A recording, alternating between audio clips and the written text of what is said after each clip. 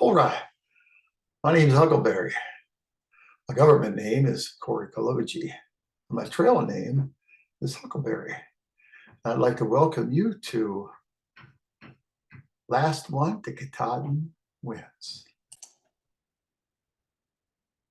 This is the first episode for anyone who wants to through hike the Appalachian Trail, even though you're old enough to know better. I'm 65. I should have known better, but I went anyway. And I had planned this to be a series of videos for people who were where I was a year ago or more, trying to plan a through hike, being of advanced years, not completely sure how to proceed. What we want to talk about today is why are you hiking?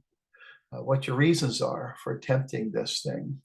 And turns out a lot of people think it's really, really important to have that straight in your head before you start, because it's going to come to you on many days. You're going to ask yourself that question: why am I here? Why am I hiking?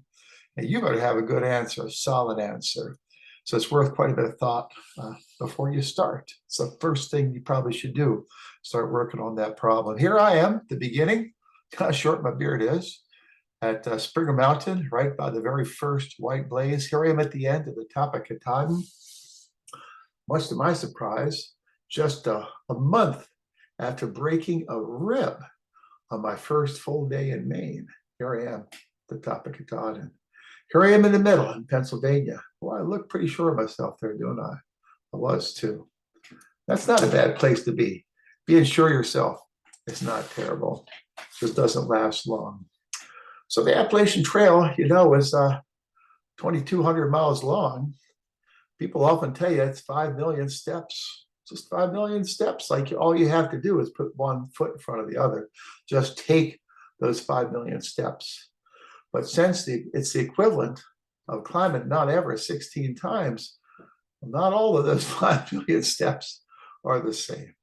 So, oh, look, here I am again, the top of Mount Katahdin.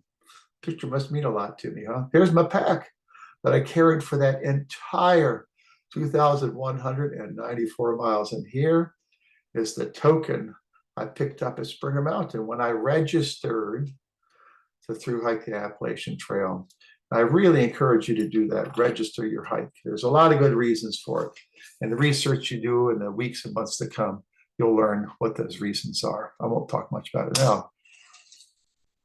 What do I wish I had known before I started? Well, I'd known the Appalachian Trail is really hard. It's hard, like the whole way. It's hard. In fact, not many of the people that begin the Appalachian Trail finish it. Maybe 20% finish the trip. This year, under 2,000 people finished. And there were 4,000 at least that were registered hikers and a couple of thousand more unregistered, most estimates say. So a lot of people don't finish at all.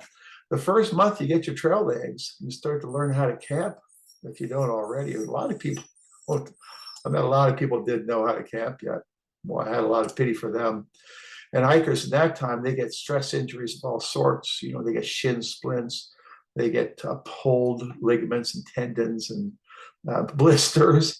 All those things can put them off the trail and do put them off the trail. The last month is really hard too. The last month, people get hurt, actually. They really get hurt. And 1 mile an hour is pretty good pace then, because the hills are just absolutely relentless. And seasoned hikers like myself and like many others that I met and heard about get hurt in that final month. They really do. So how do you succeed? If you want to succeed, and you probably do, no doubt you plan this trip. It's expensive even to talk about it. You start buying gear and everything costs a lot. And you need a lot to start. You can't have just junky stuff. You need good stuff like the Appalachian Trail. How do you succeed? Well, I'm going to tell you, you got to be lucky to finish. You got to be lucky. A friend of mine had enlightened me to this, a fellow through hiker. He said, you got to be lucky. You have to not get hurt. You have to not get sick. And you have to have weather that's not so bad that you're just terribly demoralized all the time. You got to be prepared. And that's easy though, to be prepared. I mean, you do some hiking and you buy some stuff, and you sleep outside a while. I mean, preparing is not so hard, but you have to be prepared. Okay, have to be prepared. But you also need to know why. And you're going to read a lot of books and watch a lot of people talk on videos like this, and they're going to tell you this same thing, that you need to really ponder this question: why do you want to hike? Why do you want to finish? Because it's painful. It's dreadfully painful. And so you have to have something to carry through that pain. For some people, it's this picture. They want this picture. Wow, they really want it bad. And I think that's important. You got to want to be there at the end. And but it's not enough to just want that picture. You know why? Because to get that picture, you got to climb that hill. This is the trail, part of the trail up to Katahdin. This is part of the trail up to Katahdin too. And that's actually me climbing that trail. That is the Appalachian Trail right there, my friends. The Appalachian Trail. This is also the trail up to Katahdin. And that is not the top. You get up there, then there's about a mile a flat hike before you climb another thing like that. It's a long, hard road.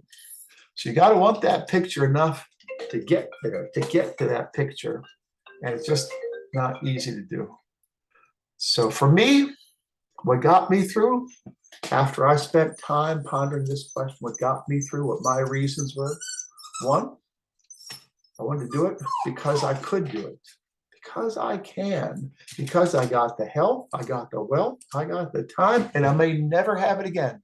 It may never come to pass again, that I have the time and I can afford it. I'm healthy enough and well enough to attempt this, to spend 5 months out in the wild away from my whole family, abandon my family to do this.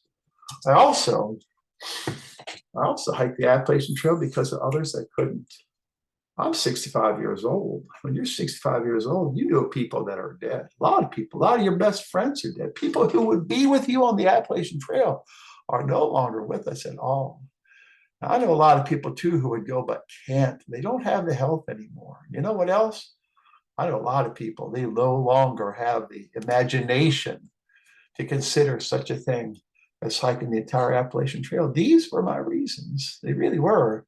And on many a dark day in the pouring rain, or when climbing a terrible hill, or after breaking my rib just 200 miles before the end of my trip, I thought of these reasons. I thought that this is my time. This is my only time. There's no redo. I can't come back. I'm 65. I got to do it now if I'm going to do it. And I got to do it now because others can't do it. So I know that sounds pretty heady and philosophical. That's just kind of how I am. Your reasons may be way more mundane, and that's absolutely okay.